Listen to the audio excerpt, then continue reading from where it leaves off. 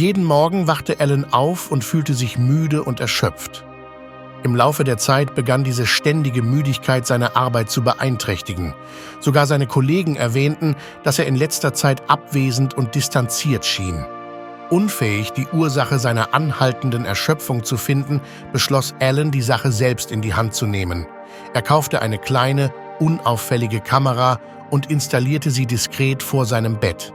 Der Zweck der Kamera war es, jede seiner Bewegungen während der Nacht aufzuzeichnen, in der Hoffnung, das Rätsel zu lösen.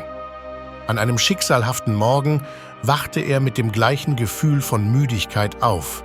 Eine Spannung lag schwer im Raum, als Alan nach der Speicherkarte der Kamera griff. Er steckte sie in seinen Computer, während sich die Angst in seiner Brust aufbaute. Die Aufnahmen entfalteten sich und die Wahrheit war seltsamer, als er es sich je vorgestellt hatte. Mitten in der Nacht betrat ein unerwünschter Gast sein Zimmer. Es war weder Schlafwandeln noch ein menschlicher Eindringling, sondern eine große Katze. Die Katze schlich herum, ihre Augen glänzten im gedämpften Licht. Dann sprang sie mit neugieriger Entschlossenheit auf das Bett, ging zu ihm hinüber und tätschelte leicht sein Gesicht mit ihrer weichen Pfote. Alan beobachtete erstaunt, wie die Katze ihn stupste und leise schnurrte. Einige Minuten lang trat die Katze sanft auf seine Brust und Schultern, als ob sie sicherstellen wollte, dass er noch da war, und ließ sich schließlich neben ihm schlafen. Es war eine nächtliche Routine, und die Katze verschwand jeden Morgen, bevor Alan aufwachte.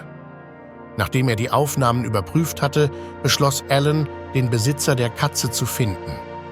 Er erkundigte sich in der Nachbarschaft, hängte Vermisstenplakate auf und postete in Gemeinschaftsforen. Niemand beanspruchte die Katze und sie besuchte ihn weiterhin jede Nacht. Dann, an einem Tag im frühen März, bemerkte Alan erneut kleine blaue Flecken auf seinen Schultern. Da wusste er sicher, seine Hypothese vom Schlafwandeln war völlig falsch. Die Katze hatte sich heimlich in sein Zimmer geschlichen und es sich auf seinem Bett gemütlich gemacht. Das Stampfen, realisierte er, war einfach die Art der Katze, ihren ausgewählten Platz auf dem Bett zu sichern. Alans anfängliche Überraschung verwandelte sich allmählich in Zuneigung. Der unerwünschte Gast war zu einem geliebten Begleiter geworden. Alan traf die Entscheidung, Whiskers ein dauerhaftes Zuhause anzubieten. Liebe Freunde, wenn euch das Video gefallen hat, setzt ein Like und abonniert den Kanal.